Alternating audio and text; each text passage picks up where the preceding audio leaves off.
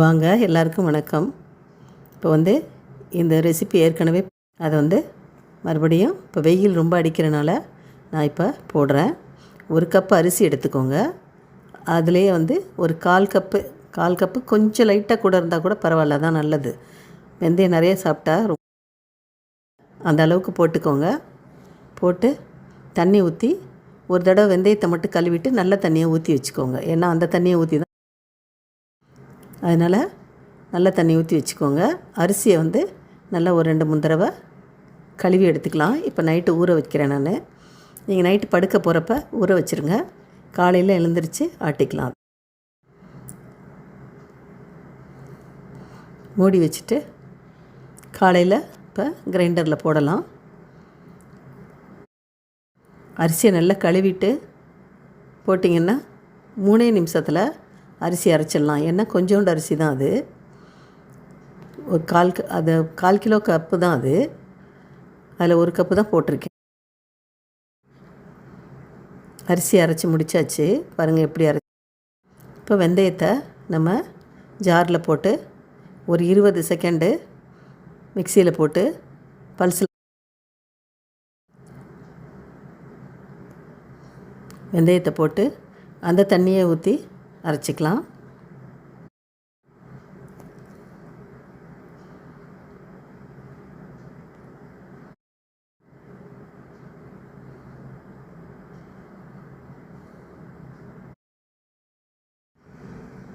மிக்சியில் போட்டு ஒரு 20 செகண்ட் அரைச்சி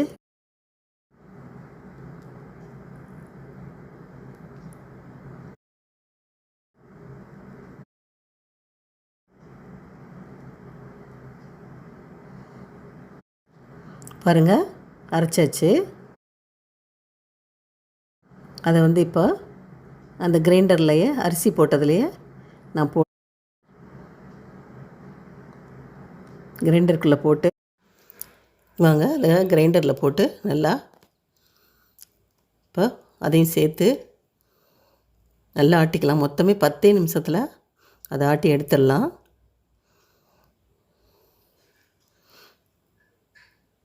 அந்த மிக்சியை கழுவி தண்ணி அதில் ஊற்றிக்கோங்க. கொஞ்சம் தண்ணி தெளித்து விட்டு பாருங்கள், அவ்வளோதான், அரைச்சாச்சு. அது ஒரு 3 நிமிஷம், இது ஒரு 5 நிமிஷம் அரைச்சாலே போதும். மிக்சியில் வேறு போடுறோம்ல, அதனால் சீக்கிரமாக மசிஞ்சு பொதன்னு வந்துடும். நல்லா பொங்கி பாருங்கள். அதுலேருந்து கொஞ்சம் மாவை நான் எடுத்து வைக்கிறேன். எதுக்குன்னு சொல்கிறேன் பாருங்கள். ரொம்ப நல்லா, அது ஒரு டிப்ஸ் தான், பியூட்டி டிப்ஸ் மாதிரி. இதை முதல்ல ஆட்டி எடுத்துகிட்டு அப்புறமா நான் அதை சொல்கிறேன் உங்களுக்கு. அவ்வளோதான், மாவை இப்போ வலித்து எடுத்துடலாம். ரொம்ப கட்டியாக ஆட்டணும் அவசியம் இல்லை. நல்லா தண்ணி தெளித்து நல்லா ஆட்டிக்கலாம்.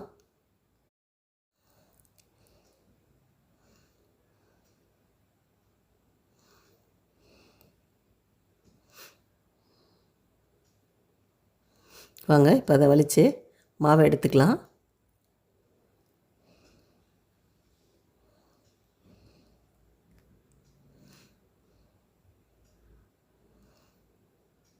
ஃபுல்லாக எடுத்தாச்சு.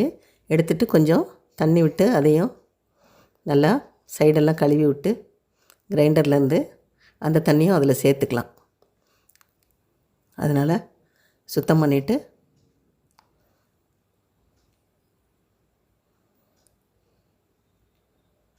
நல்லா சைடில் இருக்க மாவு எல்லாத்தையும் இது பண்ணி விட்டால் மறுபடியும் அதை அரைஞ்சி வந்துடும். அந்த தண்ணியை நம்ம இந்த மாவோடு சேர்த்து கலந்துக்கலாம். அவ்வளோதான். எடுத்துகிட்டு கிரைண்டரை நான் கையோடு கழுவிடுவேன். இந்த போட்டு வச்சு கழுவுறது அதெல்லாம் எனக்கு பிடிக்காது, அது வேலையும் ஆகாது. அதனால் கிரைண்டரை கழுவிட்டு அதை துடைச்சிட்டு அப்படியே அடுத்த வேலையை செய்திடலாம்.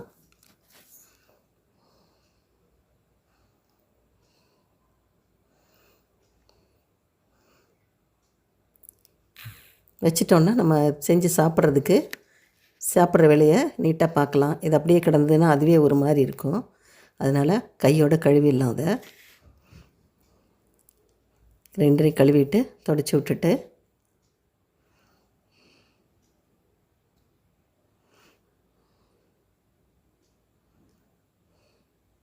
கிரைண்டர் கழுவி இப்போது கவுத்து வச்சாச்சு, அவ்வளோதான். இப்போ வாங்க மாவை வந்து என்ன பண்ணலான்னு பார்க்கலாம். அதில் வந்து 1 கப்பு தண்ணி ஊற்றி மாவில் நல்லா பிசைஞ்சு கலந்து விட்டுக்கலாம். நல்லா கலக்கி விட்டுக்கோங்க. அப்போ தான் அது ஊற்றுறப்ப உங்களுக்கு கட்டி ஆகாது. கலக்கிறப்ப கொஞ்சம் நல்லா இட்லி மாவு பதத்துக்கு அதை வந்து கரைச்சி விட்டுக்கோங்க, அவ்வளோதான். ரொம்ப தண்ணி ஊற்றிடாதீங்க. இதில் 1 கப் தண்ணி ஊற்றிருக்கேன்.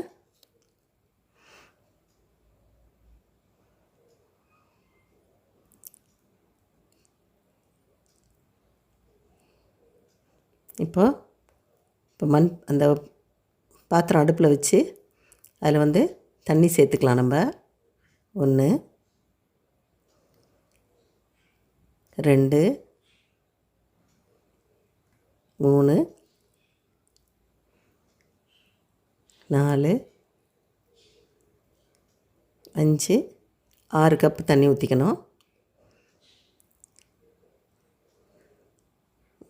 6 கப்பு ஊற்றிட்டு அதில் 1 கப்பு ஊற்றி கலந்து வச்சுருக்கோம். நீங்கள் ரொம்ப தண்ணி ஆகும்னா கொஞ்சம் தண்ணியை கொதிக்க வச்சு 1 டம்ளர் எடுத்து வச்சுக்கோங்க. இல்லை கட்டியாக இருந்தால் பச்சை தண்ணி கூட நம்ம கலந்து கிளறிக்கலாம், ஒன்றும் ஆகாது. இப்போ இந்த தண்ணி வந்து கொதிக்கட்டும். நல்லா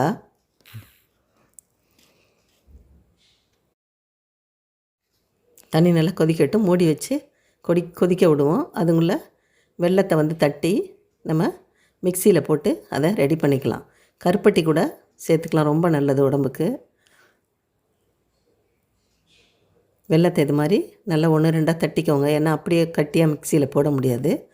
அதனால் நல்லா தட்டிட்டு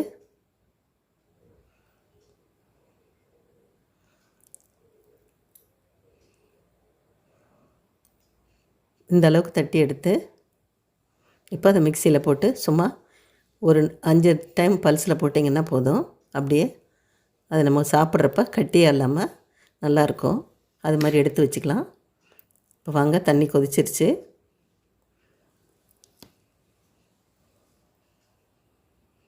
கொஞ்சம் நல்லா கொதிக்கட்டும். அவ்வளோதான். இப்போ மாவு அதில் ஊற்றிக்கலாம்.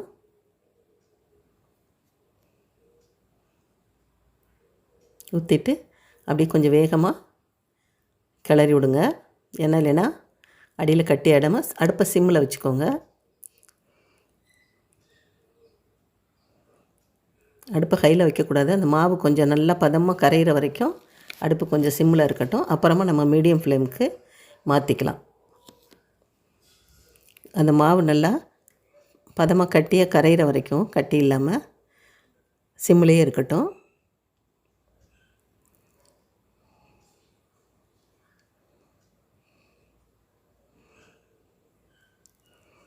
கரைஞ்சி ஓரளவுக்கு வந்தோடனே லைட்டாக மீடியம் ஃப்ளேம் வச்சுக்கோங்க. அப்புறம் திரும்பியும் குறைச்சிக்கணும். ஏன்னா அடியில் பிடிச்சிச்சின்னா ஸ்மெல்லு வந்துடும். அதனால் ஹையில் வைக்கவே கூடாது. அதுதான் மெயின்னு. இதை வந்து நீங்கள் இப்போ இந்த அடிக்கிற வெயிலுக்கு வாரத்தில் 3 நாள் சாப்பிட்லாம். அது வயிறு குளிர்ச்சியாக இருக்கும், உடம்புக்கு ரொம்ப நல்லது. ஸ்கின்னு சுருக்கத்துக்கு எல்லாமே வந்து வெந்தயம் சேர்க்குறது வந்து ரொம்ப நல்லது. இப்போ கொஞ்சம் அதில் தேவையான உப்பை சேர்த்துக்கலாம். உப்பை சேர்த்துட்டு நல்லா கிளறி விடுங்க. இப்போ பால் கொடுக்குறவங்க பிள்ளைங்க இருந்தாங்கன்னா, டெலிவரி ஆனவங்க, அவங்களுக்கு வந்து ரொம்ப இது வெந்தயம் சேர்க்குறது வந்து ரொம்ப நல்லது. பால் ஊறும் குழந்தைங்களுக்கு பால் கொடுக்கறதுக்கு, அவங்களுக்கும் வயிற்றுக்கு ரொம்ப நல்லது. சுகர் பேஷண்ட்ஸுக்கும் அடிக்கடி வாரத்தில் ஒரு 3-4 நாள் கூட கொடுக்கலாம். வெல்லத்துக்கு பதில் கருப்பட்டி சேர்த்துக்கலாம், வெல்லம் சேர்த்துக்கலாம். சுகர் சேர்க்க வேண்டியதில்லை. அதை கம்மியாக சேர்த்துக்கோங்க வேணுன்னா சுகர் இருக்கவங்களுக்கு. மற்றபடியெல்லாம் குழந்த பிறந்தவங்களுக்கெல்லாம் நல்லா கருப்பட்டி அதிகமாக சேர்த்து நல்லா கொடுக்கலாம். பாருங்கள், இப்போ ஓரளவுக்கு திக்காக வந்துருச்சு. இன்னும் கொஞ்சம் நேரம் நல்லா கிளறணும். அப்படியே கொஞ்சம் கொஞ்சமாக ஒரு 10 நிமிஷம் ஆகும். ஆனால் இதை நம்ம கிளறி நல்ல மாவு வேகிறதுக்கு 10 நிமிஷத்துலேருந்து 1/4 மணி நேரம் வரைக்கும் ஆகும். அவ்வளோதான், ஈஸியாக இருக்கும். நீங்கள் அப்படி வேணும்னா நைட்டுக்கு கூட அரைச்சி ஃப்ரிட்ஜுக்குள்ளே வச்சுட்டு அந்த மாவை எடுத்து காலையில் நீங்கள் சாப்பிட போகிறப்ப கிண்டிக்கலாம். மாவாட்டினீங்கன்னா கூட அந்த டயத்துக்கு இதை அரைச்சி ஃப்ரிட்ஜுக்குள்ளே வச்சுக்கலாம். அப்படி கலர் மாறிட்டே இருக்கும். அந்த வெள்ளை கலர்லேருந்து நல்ல மஞ்சள் கலருக்கு மாறும். அது அது ஒரு அந்த லைட்டு வெந்தய மஞ்சள் கலருக்கு அந்த களி வந்து மாறும். அது வரைக்கும் நல்லா கிண்டணும். அது எப்படி அந்த பதம் எப்படி கட்டியாக விழும் அந்த களி, அந்த அளவுக்கு கிண்டிக்கணும். எப்படி கொதிக்குது பாருங்கள். இன்னும் நல்லா இன்னும் ஒரு 3 நிமிஷம் இருந்தால் போதும்.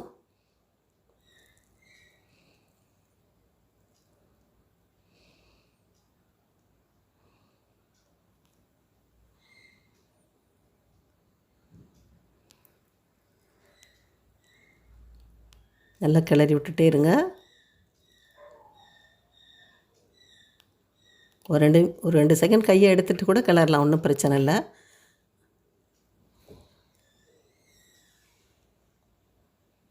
இப்போ கொஞ்சம் கட்டியாகிடுச்சு, ஆனால் இன்னும் கொஞ்சம் நேரம் கிளறணும். ஏன்னா அரிசி கம்மி, வெந்தயம் தான் நம்ம நிறைய போட்டிருக்கோம். அதனால் வந்து அந்த வெந்தயத்தை நல்லா வேகிற வரைக்கும் நம்ம கிளறிக்கிட்டு தான் இருக்கணும்.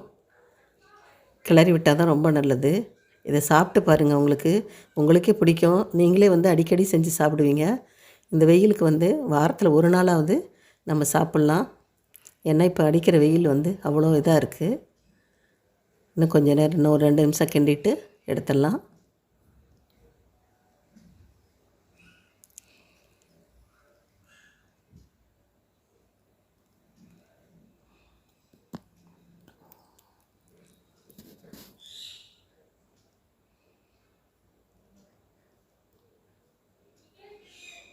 பாருங்கள் எப்படி கட்டியாக விழுவுது. அது வரைக்கும் நல்லா கிண்டணும். கையை தண்ணியில் தொட்டுட்டு வச்சு பார்த்திங்கன்னா கையில் சுத்தமாக ஒட்டியிருக்காது. அதுதான் வந்து அதோட வெந்துருச்சுங்கிற பதம்.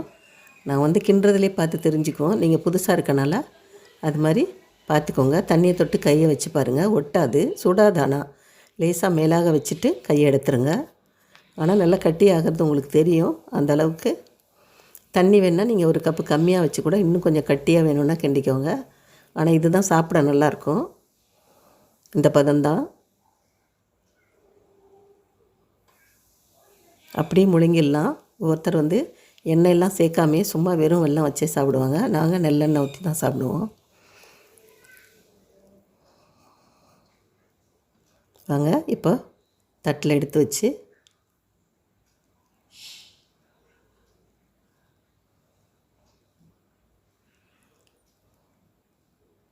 கொஞ்சம் நேரம் மூடி வச்சாலே அது கொஞ்சம் கட்டியாகிடும் மறுபடியும்.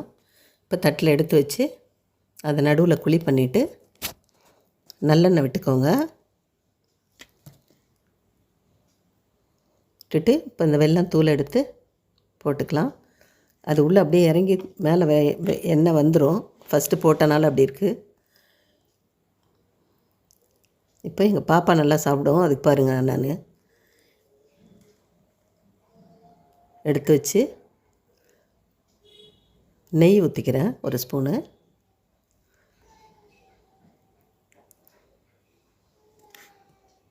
எங்கள் பேத்தி ஒன்று இருக்குது, அது சூப்பராக சாப்பிடும். இதையே கேட்கும். மஞ்சளாக இருக்கும், வெள்ளையாக இருக்கும், உள்ள மஞ்சளாக இருக்குமே, அது எனக்கு செஞ்சு கொடுன்னு ஒரு தடவை கேட்டுச்சு. கடைசியில் பார்த்தா அது இதை தான் கேட்டிருக்கு. நெய் ஊற்றி நல்லா ஒரு ஸ்பூன் நெய் ஊற்றிக்கோங்க. அது ஒரு டேபிள் ஸ்பூன் கிட்ட ஊற்றிருக்கேன். கொஞ்சம் வெல்லம் அதுக்கு கொஞ்சம் ஜாஸ்தியாக போட்டால் தான் பிள்ளைங்க வந்து இனிப்புக்காக சாப்பிடுவாங்க. அவ்வளோதான், அதுலேயே நான் ஊட்டி விட்டேன், சாப்பிட்ருச்சு. இப்போ வந்து அந்த மாவு கொஞ்சம் எடுத்து வச்சோம்ல, அதை வந்து நல்லா கையில், இது வந்து நல்ல மாய்ஸ்சர், இது உடம்பு ஸ்கின் வந்து சுருக்கம் இல்லாமல் இருக்கும். இப்போ எனக்கு வந்து 64 வயசு ஆகுது. பாருங்கள் எனக்கு ஸ்கின் எப்படி இருக்குன்னு. நல்லா எல்லா பக்கமும் கையில் வந்து முடிஞ்ச அளவுக்கு நல்லா தேய்ச்சி விட்டு, முகத்துலேயும் அது மாதிரி இது மாதிரி ஆட்டுறப்ப எடுத்து வச்சுட்டு தேய்ச்சி, இட்லி மாவை கூட அது மாதிரி செய்யலாம் நீங்கள். ஆனால் அதை விட இது வெந்தயம் வந்து ரொம்ப ஸ்கின்னுக்கு நல்லது. அதனால் நல்லா தேய்ச்சி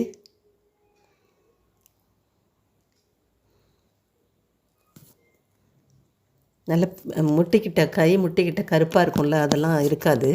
நல்லா நீங்கள் தேய்ச்சி சொரிஞ்சு அது மாதிரி சுரண்டி விட்டு இது பண்ணிங்கன்னா, அதே மாதிரி முகத்தில் வந்து மூக்கு மேலெல்லாம் அந்த பிளாக்கெட்ஸ் மாதிரி இருக்கும்ல, அதுக்கெல்லாம் வந்து இது ரொம்ப நல்லது. நல்லா தேய்ச்சி அப்படியே அந்த இடத்த சுரண்டி விடுங்க. அதே மாதிரி வாய்க்கு கீழே அந்த இந்த இடம்லாம் வந்து உங்களுக்கு கருப்பாக சின்ன சின்ன கருப்பாக இருக்கும். அது மாதிரி இருக்கிறதெல்லாம் சுரண்டி எடுத்துகிட்டு அப்பப்போ கொஞ்சம் வேது பிடிக்கணும். அப்போ அந்த பிளாக்கெட்ஸ் வந்து வராது. போட்டு நல்லா தேய்ங்க. தேய்ச்சிட்டு ஒரு 5 நிமிஷம் வச்சுருந்தீங்கனாலே வரன்னு அது அப்படியே இழுத்துக்கும். ஏன்னா வெந்தயங்கிறனால நல்லா இழுத்துக்கும். அப்புறமா உடனே கழுவிடலாம். நான் 5 நிமிஷம் கூட வச்சுருக்கல, உங்களுக்கு கழுவி காமிச்சிட்டேன். நீங்கள் நல்லா 5 நிமிஷம் 10 நிமிஷம் வச்சுருந்தீங்கன்னா சூப்பராக இருக்கும். பாருங்கள், அந்த முட்டிக்கிட்ட இருக்கிற இடம்லாம் கருப்பு இருக்காது. இது மாதிரி பண்ணினீங்கன்னா ஒரு சிலருக்கு கருப்பாக இருக்கும்.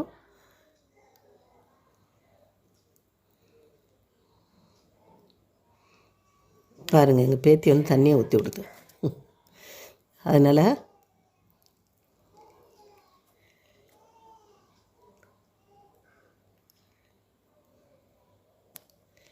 இது மாதிரி செஞ்சு பாருங்கள். உங்களுக்கு பிடிச்சிருந்துச்சுன்னா ஷேர் பண்ணுங்கள். மற்றவங்களுக்கும் ஷேர் பண்ணி இதை பற்றி சொல்லுங்கள்.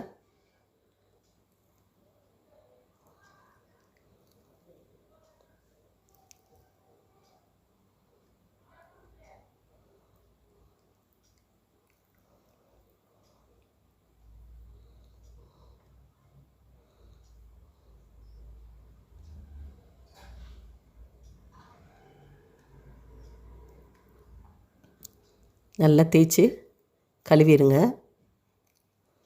அது என்ன கொஞ்சம் சுரண்டுற மாதிரி தான் இருக்கும். நல்லாயிருக்கும். ஆனால் ஸ்கின்னு நீங்களே பாருங்கள் எப்படி இருக்குன்னு. சூப்பராக இருக்கும்.